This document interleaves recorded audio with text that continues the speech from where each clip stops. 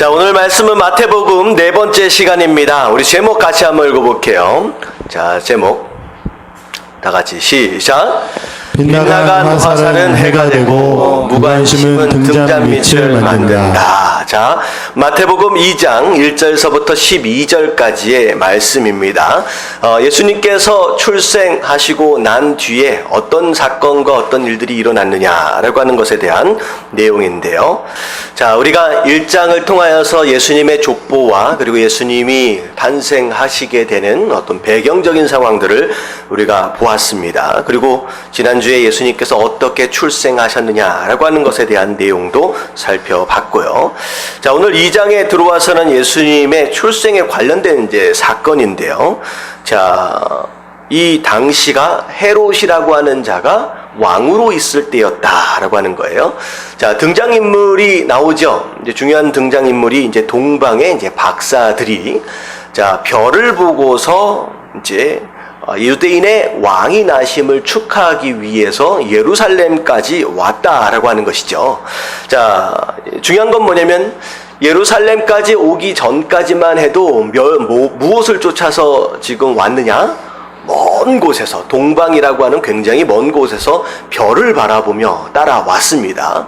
자, 일반적으로 이제 학자들에 의해서 보면 이제 뭐 한두 달 정도의 여정이 아니라 못해도 1년이 넘는 여정을 별을 따라오지 않았겠느냐라고 하는 이제 추정을 해보게 됩니다. 그래서 오랜 시간 따라오다가 자, 갑자기 이쯤인 것 같은데 싶은데 눈에 뭐가 보여요? 예루살렘 궁전이 보인다는 거죠. 왕궁이. 자, 무슨 생각이 들었느냐? 당연히 왕이 난다라고 한다면 어디서 나야 된다? 궁궐에서 나야 된다라고 하는 생각에 별을 보다가 별을 놓쳐버렸어요. 자, 그러다 보니까 이제 왕궁 안에 들어갔죠. 들어가서 도대체 새로 나신 왕이 어디 있습니까? 물어보니까 자, 헤롯 왕궁 안에는 아기가 태어난 적이 있어요, 없어요, 지금? 없잖아요. 자, 왕의 입장에서 새로운 왕이 탄생했다. 근데 내 아들이 아니에요. 그러면 왕은 무슨 생각을 해요? 이건 반역이 일어나겠구나. 이 이제 정권을 뒤집는 이런 일들이 일어나겠구나. 이제 엄청나게 두려움 가운데 긴장할 수밖에 없는 상황이죠. 그래서 오늘 말씀을 보니까 궁궐 안에 뭐가 일어났다? 소동이 일어났다. 이게 뭔 일이냐? 큰일 났다. 사실 결국은 동방의 박사들이 별을 보다가 별을 놓치고 예루살렘으로 들어가는 것으로 말미암아 나중에 어떻게 돼요? 이 사건이 이제 점점점 커져서 예수님이 태어나신 그 시점을 근거로 2살 이하의 많은 아이들이요 학살을 당하게 되는 일들이 벌어지는 거예요. 자, 이제 어찌 보면 지나가면서 말씀을 드리는 내용이지만 자, 여기에서 동방의 박사들이 지금까지 오랜 시간 동안 쫓아왔던 이 별은 하나님의 인도하심을 의미하고요. 성령의 인도하심과 말씀의 인도하심을 의미합니다. 자, 우리가 별을 쫓아올 때에는 아무 일도 없었어요. 아무 일도 없었는데 별에 집중하고 있었을 때는 아무 일도 없었는데 내 생각이 들어오는 거예요. 왕은 어디에서 날 것 같다는 거예요? 왕궁에서. 사실 근데 예수님은 어디서 나셨어요? 마구간에서 나셨잖아요. 어찌 보면 우리가 알고 있는 지식과 경험을 토대로 아마 이게 하나님의 뜻이겠구니 라고 추측하고 예측하는 이것 자체가 어찌 보면 우리로 하여금 별을 어떻게 만들 수도 있다는 거예요. 놓치도록 만들 수 있다라고 하는 거죠. 그래서 우리가 하나님의 인도하심을 받고 말씀의 인도하심을 받을 때에 우리의 생각과 경험을 집어넣으면 안 돼요? 안 돼요? 안 된다는 거예요.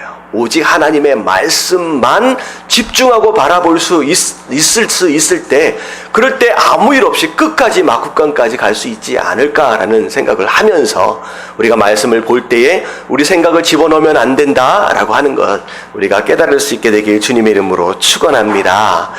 자, 결국은 헤롯이 깜짝 놀랐죠. 자, 이게 무슨 일이냐? 사실 헤롯은 유대인이 아닙니다. 로마가 세운 이제 분봉 왕일 뿐이에요.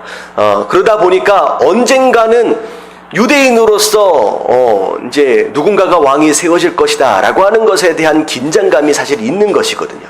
그래서 대제사장과 서기관을 불러요. 과연 이스라엘의 왕이 그리고 그리스도가 지금 물어보는 내용이 그리스도가 어디에서 나겠느냐라고 물어보게 되는 건데, 그때 대제사장과 서기관이 어디서 난다고 얘기를 해주냐면 베들레헴에서 난다고 예언이 되어져 있습니다. 자, 그러면서 헤롯 왕이 베들레헴에서 난다라고 하는데, 너희 동방의 박사들은 혹시 그 나시는 왕을 만나게 되면 돌아와서 나한테 알려주라는 거죠. 나도 가서 뭐 하겠다는 거예요? 경배하겠다라고 얘기하지만 사실은 속셈이 뭐예요? 자기가 왕인데 또 다른 왕이 났다라고 한다면 반드시 제거해야 하겠다라고 하는 마음으로 알려달라고 합니다.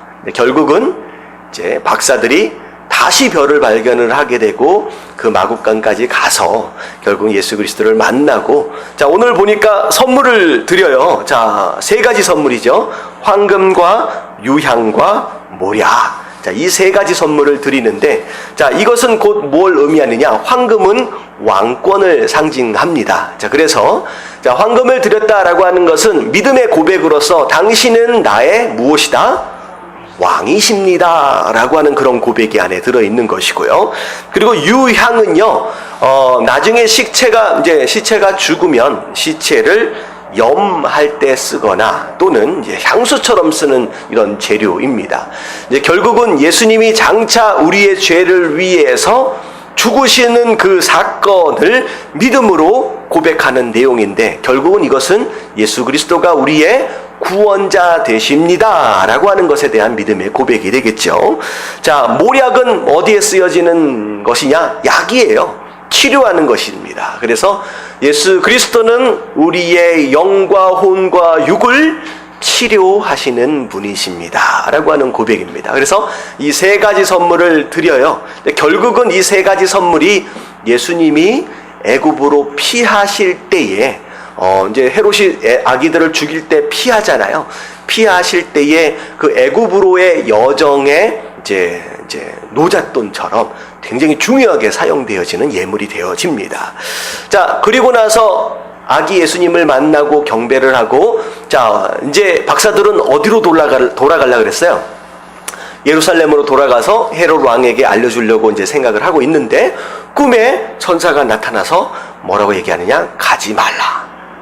네가 예루살렘으로 돌아가지 말라 해서 다른 길을 통해서 본국으로 돌아갔다라고 하는 내용이 오늘 말씀의 내용입니다. 결국은 이 사건, 예루살렘에 들렸다 나오고 하는 이런 사건을 통하여 나중에 우리 다음 주 말씀인데요, 16절에 보니까 같이 한번 읽어볼게요. 시작.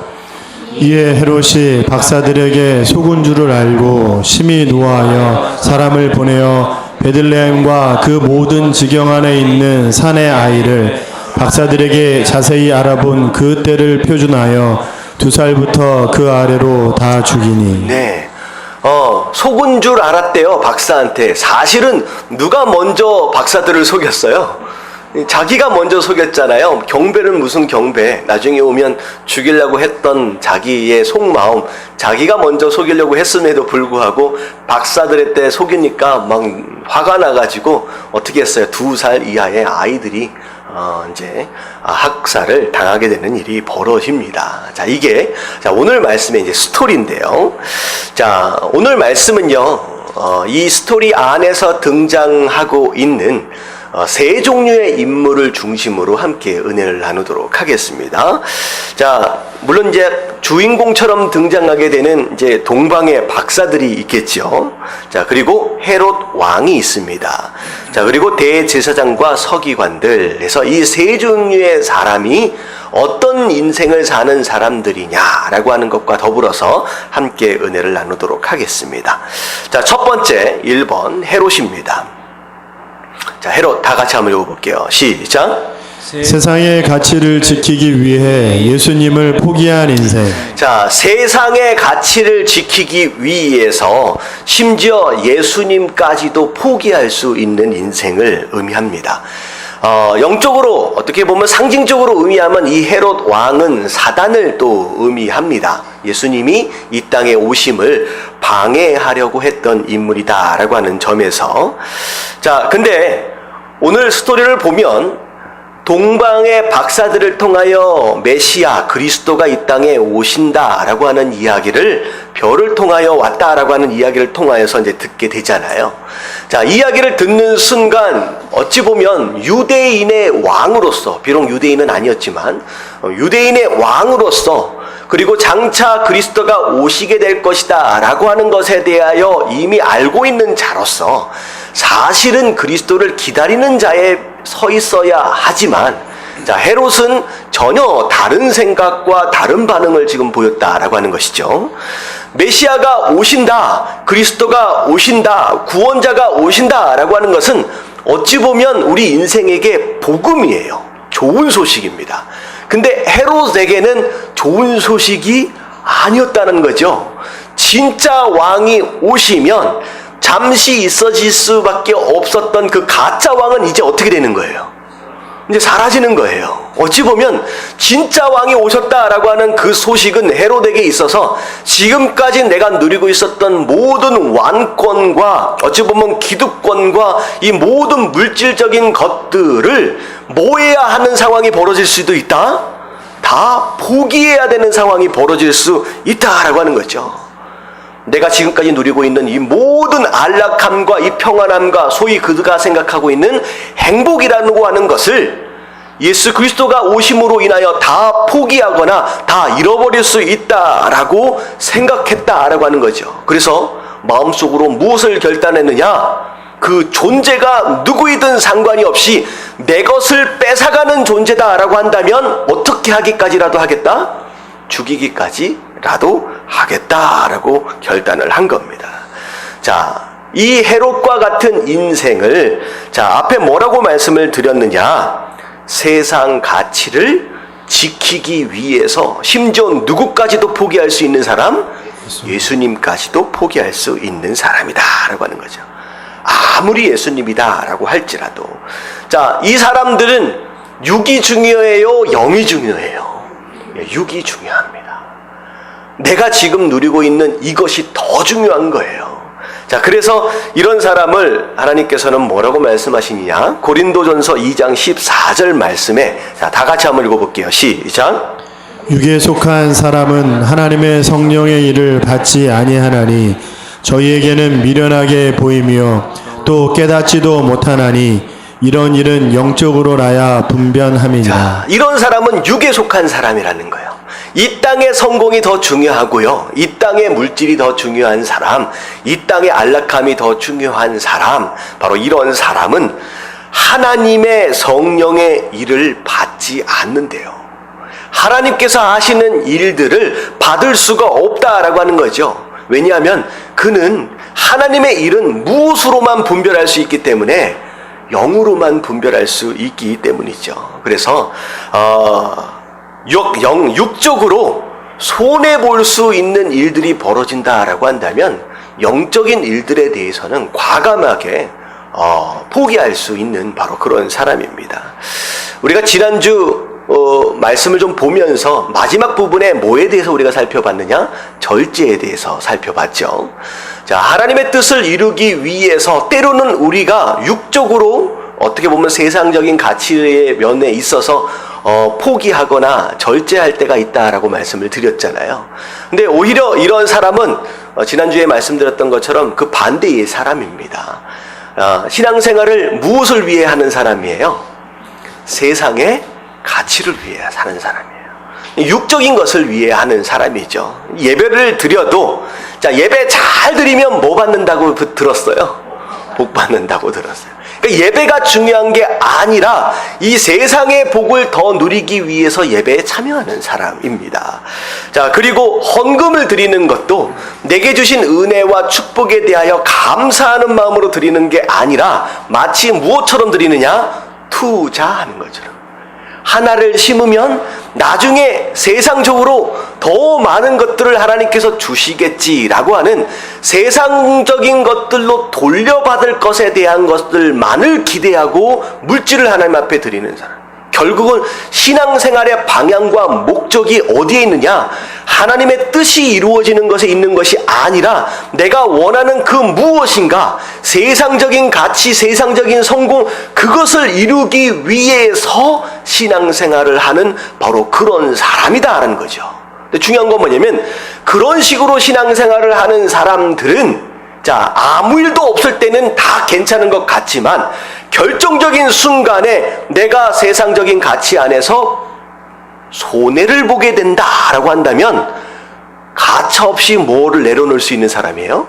신앙을 내려놓을 수 있는 사람이에요. 돈을 위해서 신앙생활을 하는 사람이다라고 한다면, 내가 물질적으로 손해를 본다라고 한다면 신앙을 가질 의미가 있어요, 없어요? 없어지게 됩니다. 내가 인생의 성공, 내가 사회적으로 성공하기 위해서 신앙생활을 한다라고 방향을 잡은 사람은 그것에서 내가 손해를 본다라고 한다면 신앙을 가질 의미를 못 갖는 거죠.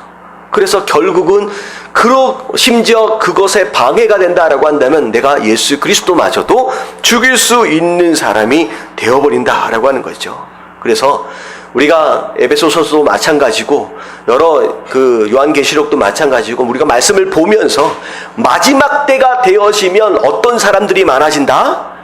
배교하는 사람들이 많아진대요. 신앙을 버리고 떠나는 사람들이 많아진대요. 왜 그런 일이 일어나겠느냐? 신앙을 갖고 있는 것 자체가 이 세상을 살아감에 있어서 도움이 돼요, 안 돼요? 오히려 안 되는 상황이 벌어져요. 오히려 내가 살기가 더 어려워지고요, 내가 손해보는 일들이 훨씬 더 많아지는 일들이 마지막 때가 되어져 갈수록 더 많아진다라고 하는 거예요. 예배 한 번 드리기도 쉽지가 않아질 때가 있어지게 된다는 거예요. 자, 그럴 때 세상 사람들은, 세상의 가치를 위해서 신앙을 가졌던 사람들은 결국은 어떻게 되느냐? 배교하게 될 것이다. 다 떠나가게 될 것이다 라고 얘기를 하는 거예요. 그래서 마지막 때에 짐승의 표다라고 해서 666 이야기가 있잖아요. 그건 곧 무엇을 의미하느냐? 세상의 가치를 위해서 신앙을 포기할 수 있는 자들에 대한 바로 그 내용이다라고 하는 것이죠. 자, 그래서 이런 사람들, 하나님께서 뭐라고 말씀하시냐? 고린도전서 15장 50절 말씀입니다. 다 같이 시작. 형제들아, 내가 이것을 말하노니 혈과 육은 하나님 나라를 유업으로 받을 수 없고 또한 썩은 것은 썩지 아니할 것을 유업으로 받지 아니하느니. 자, 혈과 육, 피와 육체예요. 자, 결국은 이 세상 가치에 속한 사람들, 이것만이 전부인 것처럼 살아가는 사람들은 하나님 나라를 유업으로 받을 수 없다라고 하는 거죠. 썩을 것, 이 세상의 것은 썩지 아니하는 것, 하나님 나라에 대한 것을 유업으로 받을 수 없다라고 말씀하세요.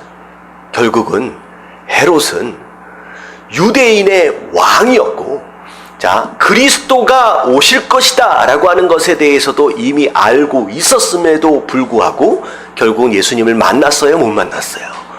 못 만났을 뿐만 아니라 심지어 예수님의 탄생을 방해하려고 하는 이 사단의 역사에 참여하는 자가 되어짐으로 말미암아 나중에 말년이 좋지 못했죠. 안타까운 죽음을 맞이하게 된 인물이 되어집니다. 자, 그래서 우리가 중요한 건 뭐냐면 내가 신앙생활을 한다라고 하는 것도 중요하지만 내가 무엇을 위해서 신앙을 갖고 있느냐, 우리의 신앙의 방향이 너무나도 중요하다라고 하는 거죠. 그래서 오늘 제목이 뭐였어요? 빗나간 화살. 왜 빗나갔어요? 뭐가 잘못됐기 때문에? 방향이 잘못되면 화살은 빗나가요. 여러분, 신앙도 마찬가지예요. 빗나간 방향으로 우리 신앙생활의 화살을 날린 그 화살이 오히려 우리에게 뭐가 된다고요?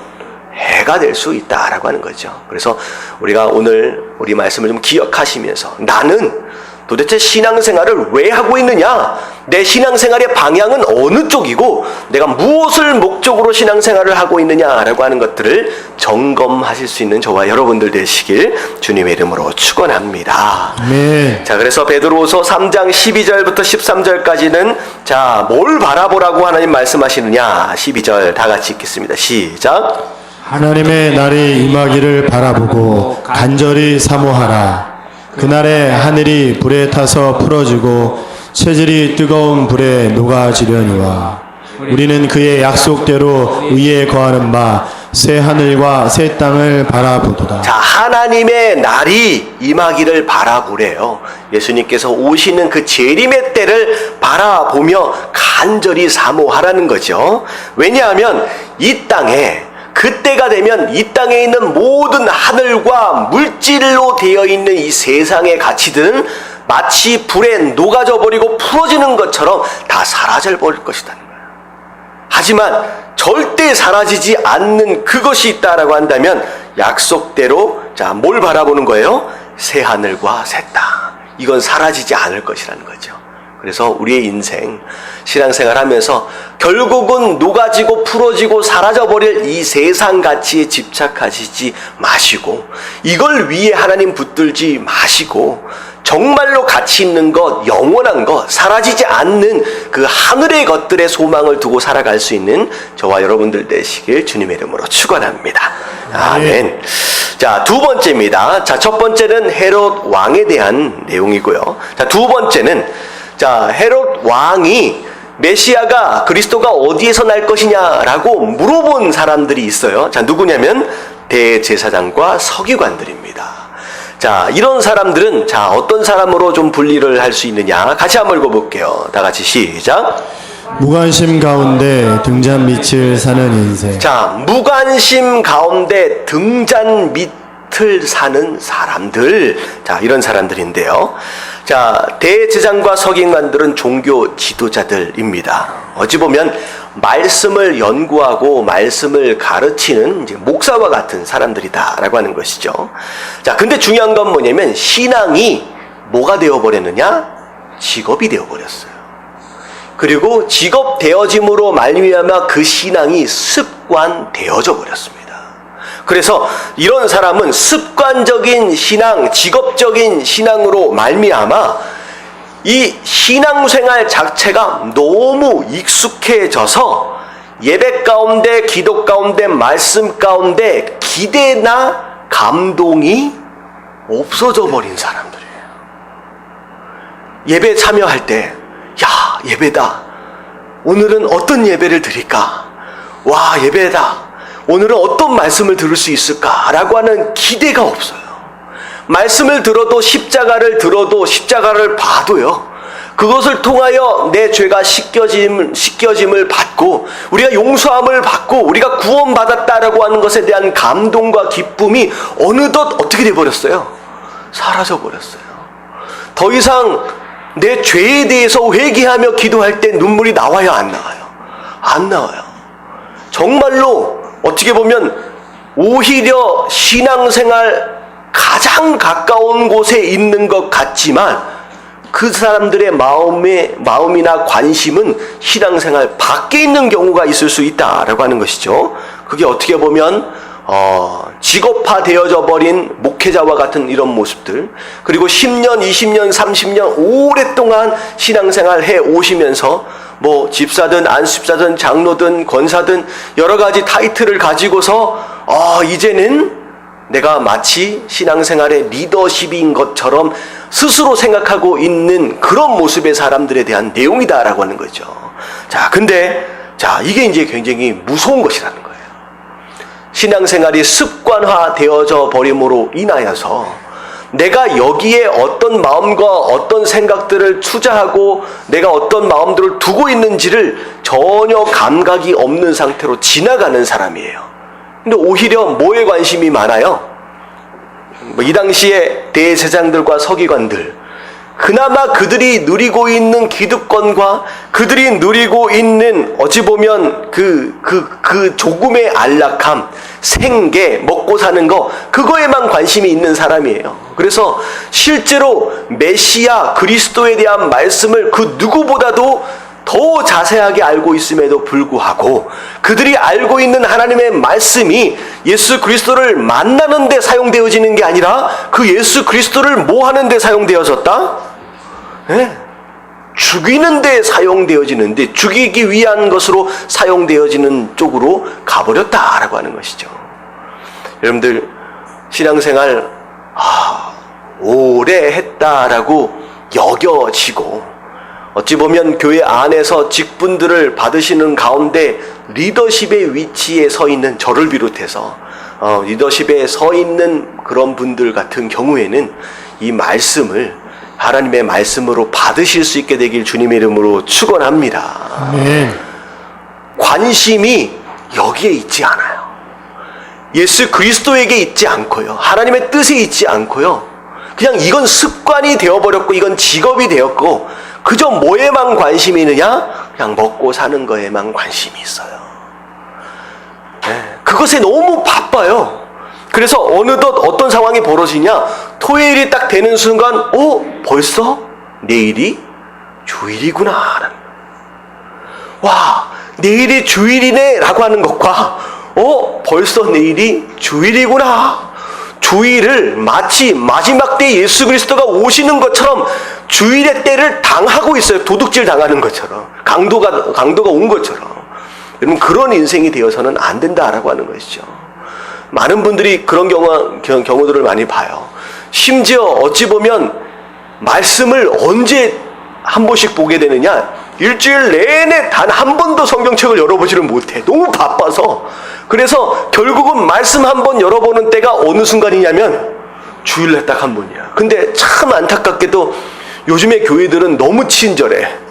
그래서 모든 성경 구절이 다 나와 있어. 그래서 예배에 와도 성경이 필요해요, 안 필요해요? 거의 필요 없어요. 떠들러 볼 필요도 없어요. 그래서 어찌 보면 어떤 상황이 벌어지냐면요, 저기 들어오시면서 성경책을 안 가져왔어. 그래서 저 뒤에서 뒤적뒤적 한 권 뽑아가지고 일단은 열어놨는데 말씀과는 상관이 없는 장소에다 열어놓고, 민망하니까, 앞에 아무것도 없으면 민망하니까 그래놓고 그냥 예배를 드리는. 그리고 일주일에 한 번씩 보는. 그리고 어떤 경우는 성경을 가지고 다니기는 하는데 성경을 차에 갖다 놔.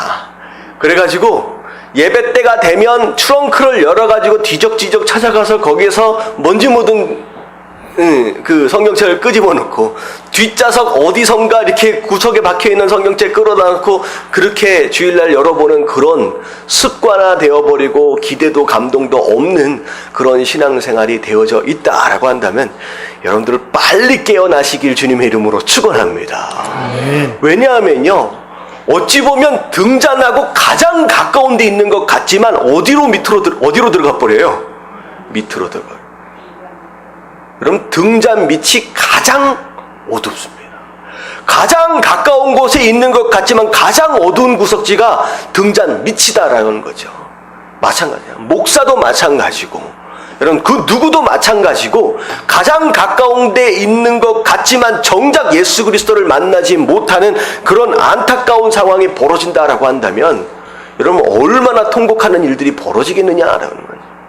하나님은요, 정말 예배 가운데 아무런 감동도 아무런 기대가 없는 자들을 향하여서 이사야 55장 12절에 이렇게 말씀하세요. 자, 그들이 연회에서 수금과 비파와 소고와 저와 포도주를 갖추었어도, 이 얘기는 뭐냐면 앞에서 기타를 치면서 열심히 노래를 하고 찬양을 하고 열심히 하나님 말씀이 선포되어지고 회개하라, 깨달아라, 결단해라 라고 한다라고 할지라도 이 마음에 뭐가 없다는 거예요. 여호와의 행하심을 관심치 아니하며 그의 손으로 하신 일을 생각지 아니하는도다. 하나님께서 뭘 하고 계시는지 관심이 없어요. 뭐 하니라고 바빠서요? 먹고 사니라고 너무 바빠서. 자, 그래서 하나님께서는 얼마만큼 가까이 와 있느냐라고 하는 것이 중요한 것이 아니라, 얼마나 오랫동안 신앙생활을 했고 얼마나 많은 성경에 대해서 아느냐라고 하는 것과는 상관이 없이 우리가 어디에 기대를 두고 어디에 관심을 두고 있느냐라고 하는 것이 훨씬 더 중요하다라고 말씀하고 계시는 거예요. 그래서 제가 요즘에 우리가 잠언을 우리가 묵상하고 있잖아요. 잠언 특별히 4장서부터 7장까지 쭉 읽어가는 가운데 영어 성경을 보면 계속 반복해서 나오는 말씀의 표현이 뭐냐면 pay attention이에요. pay attention. 무슨 뜻이에요? 주목하라 하는 뜻이에요. 주목하라. pay attention. 네가 지금 어디에 관심을 두고 있는지를 돌아보라는 거예요. 잠언에서 뭐라고 얘기하느냐? 하나님께서 너에게 말씀하고 계시는 그 말씀에, 그 지혜에, 그 명철에 pay attention 해라. 네가 어디에 관심을 두고 있느냐라고 하는 것이 심지어 가장 가까운 곳에 있으면서도 등잔 밑을 만들어 버릴 수 있다라고 경고하고 계십니다. 자, 그래서 시편 63편 1절 말씀 다 같이 한번 읽어볼게요. 시작. 하나님이여 주는 나의 하나님이시라. 내가 간절히 주를 찾되 물이 없어 마르고 공핍한 땅에서 내 영혼이 주를 갈망하며 내 육체가 주를 앙노하나이다. 자, 그래서 하나님께 나아가는 자가 어떤 마음을 가져야 하느냐? 마치 물이 없어 마르고 공핍한 땅에서 그 하나님을 찾는 것처럼 내 영혼이 주를 갈망한대요. 내 육체가 주를 앙모한다라고 하는 것은 어떤 뜻이냐면 주목하는 가운데 간절히 바라는 바로 그런 마음을 의미한다라고 하는 것이죠. 그래서 우리가 신앙생활 하면서 또 말씀을 듣고 예배를 드리는 이런 상황 가운데서 정말로 하나님께서 찾으시는 그런 예배자의 모습, 바로 그런 모습이 우리 삶 가운데 있어져야 한다라고 하는 거. 자, 그렇게 되면 하나님께서 우리 삶 가운데 어떤 이제 축복을 허락하시느냐. 자, 이사야서 40장 30절부터 31절까지 같이 한번 읽어볼게요. 시작. 소년이라도 피곤하며 곤비하며 장정이라도 넘어지며 자빠지되 오직 여호와를 앙망하는 자는 새 힘을 얻으리니 독수리의 날개치며 올라감 같을 것이요 다른 박질하여도 곤비치 아니하겠고 걸어가도 피곤치 아니하리로다. 그렇게 하나님을 앙망하는 사람들, 주목하여 기대하며 바라본다는 뜻이에요. 앙망한다라고 하는 것은 주목하여 기대하며 바라본다. 이런 마음으로 하나님 앞에 나아가는 자들은 우리가 어떤 존재처럼 되어지느냐? 마치 독수리가 날개치며 올라가는 바로 그런 큰 능력과 힘으로, 그리고 어떤 길을 간다라고 할지라도 고나거나 피곤하지 않는 그 길로 하나님 인도해 가신다라고 하는 것이죠. 그래서 오늘 말씀에 나와 있는 것처럼 대제사장들과 서기관처럼 가장 가까운 데서 가장 어두운 곳에 갇혀서 정말로 어찌 보면 예수 그리스도를 못 만나잖아요. 그런 안타까운 인생 되지 마시고 정말로 오로지 하나님만 바라보며 앙망하는 그런 마음 가운데 예수 그리스도를 만나시는 저와 여러분들 되시길 주님의 이름으로 축원합니다. 아멘. 자, 마지막 세 번째입니다. 자, 이 앞에 나오는 이 두 인물들과는 정반대되는 인물들이죠. 자, 동방의 박사들입니다. 다 같이 한번 읽어볼게요. 시작. 예수님과의 만남을 위해 무엇이든 포기할 수 있는 사람. 자, 이 동방의 박사들은 예수님과의 만남을 위해서라고 한다면 무엇이든지 포기할 수 있는 바로 그런 삶의 태도를 가진 사람입니다.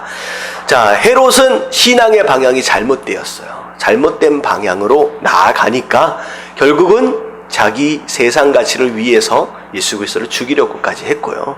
자, 그리고 대제사장들과 서기관들은 무관심했습니다. 관심 자체가 없었지요. 세상 가치에만 관심이 있으니까 등잔미처럼 보고서도 만나지 못했습니다. 자, 하지만 동방의 박사들은 바른 신앙의 방향과 바른 것에 관심을 두고 있는 사람이었습니다. 자, 사실 유대인들이 아니에요. 유대인들이 아닙니다.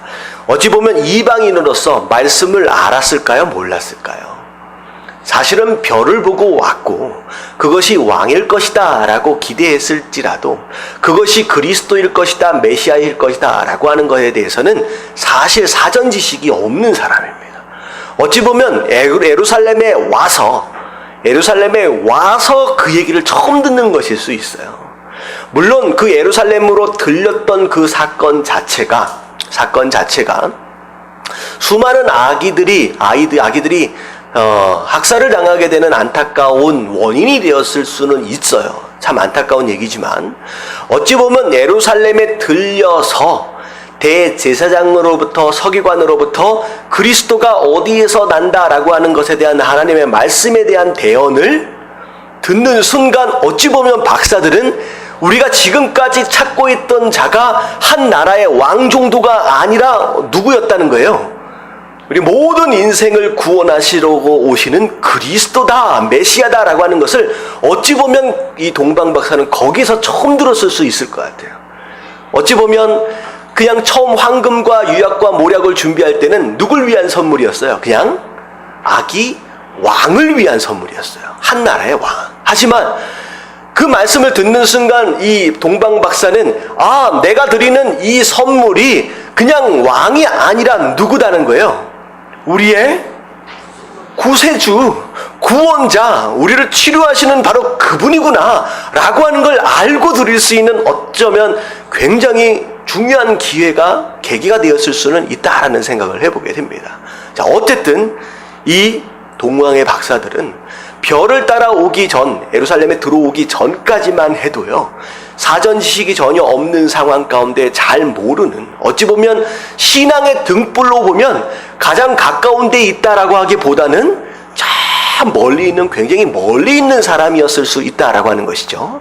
자, 근데 중요한 건 뭐냐면 바로 이들이 별을 보고 왕에 대한 기대를 가지고 1년 이상의 그런 노정을 감수했다라고 하는 거예요. 여러분, 이 동방의 박사들, 영어로 보면 와이즈맨이에요. 여러분들, 이 사람들은 집에서 놀고 먹는 사람들이 아닙니다. 다시 말해 할 일이 없는 사람이 아니에요. 충분히 그가 살고 있는 삶의 현장 가운데 나름대로 와이즈맨이다 라고 얘기되어질 수 있을 만큼 영향력도 있고요. 그리고 이런 선물을 준비할 수 있다라고 한다면 재력도 있고요. 나름대로 삶이 있는 사람이에요. 하지만 그 왕을 만나기 위해서 어찌되었든 1년, 2년 동안의 이 기간 동안 뭘 포기한 거예요? 자기의 삶을 내려놓은 거예요. 그 사람들에게 있어서는 예수님과의 만남이 그들의 현장 가운데 삶보다 더 중요했다라고 하는 거죠. 바로 이게 중요한 거예요. 뭐가 더 중요하느냐? 이게 더 중요하다. 내 세상의 삶이 더 중요하다라고 한다면 이 세상을 떠날 수 없습니다. 예수님과의 만남을 위해서. 하지만 이게 더 중요하기 때문에 이 가치를 잠시 내려놓을 수 있었던 사람이다라고 하는 거죠. 그런 면에 있어서 예수님과의 만남이다라고 한다면, 하나님과의 예배하는 순간이다라고 한다면 그 어떤 것과도 비교할 수 없이 내려놓을 줄 알고 포기할 줄 알고 이것에 집중할 줄 아는 바로 그런 신앙생활, 바로 이것이 신앙의 바른 방향이다라고 하는 거죠. 이런 우선순위를 잘 세워놓을 필요가 있어요. 뭐가 중요하냐라고 하는 거예요. 여러분, 깨달아지시길 주님의 이름으로 축원합니다. 아멘. 네. 자, 그리고 더군다나 어떻게 보면 관심이 없으면요 절대 이렇게 할 수 없다라고 하는 거죠. 어찌 보면 대제사장과 서기관들은 먹고 사는 일에 바빴던 사람이고 자기 기득권을 유지하는 것에 바빴던 사람입니다. 하지만 급한 일보다 어쩌면 더 중요한 일, 왕을 만나는 일, 바로 그것을 중요하게 여겼기 때문에 그 동방의 박사들은요 자기의 시간과 삶과 에너지와 그 땀을요 바로 거기에다가 투자할 수 있었던 사람이었다라고 하는 거죠. 그래서 기대와 사모함이 없으면, 관심이 없으면요 여러분 절대 투자하지 않습니다. 마찬가지예요. 우리 삶을 한번 돌아보십시오. 여러분들의 시간을 어디에 투자하고 있고, 여러분들의 물질을 지금 어디에 투자하고 있고, 여러분들의 무엇인가를 어디에 투자하고 있느냐라고 하는 것은 무엇에 대한 잣대냐, 내 관심이 어디에 있느냐라고 하는 것에 대한 잣대가 되는 거예요. 내가 이것에 관심이 있다라고 한다면 여기에 시간과 제 물질을 투자를 하는 거예요. 마치 여러분들이 신앙생활, 하나님과의 만남과 예배가 중요하다라고 하는 그런 관심과 그런 기대가 있다라고 한다면 여러분들의 물질과 여러분들의 시간을 거기에 투자할 수 있다라고 하는 것이죠. 자, 그래서 바른 방향과 바른 관심, 바로 그것이 멀리 있다라고 할지라도 그 거리와는 상관이 없이 그 예수님을 만날 수 있도록 도와주는 바로 그 지렛대와 같은 것이다라고 이제 생각을 하시면 되겠습니다. 자, 그래서 예레미야 29장 13절부터 14절까지 자 뭐라고 나와 있느냐? 너희가 전심으로 나를 찾고 찾으래요. 누가 예수 그리스도를 만나겠느냐? 전심으로 나를 찾고 찾는 자가 나를 만날 수 있다는 거예요. 여러분, 예배도 마찬가지예요. 그냥 있다고 예수 그리스도를 만나는 게 아니에요.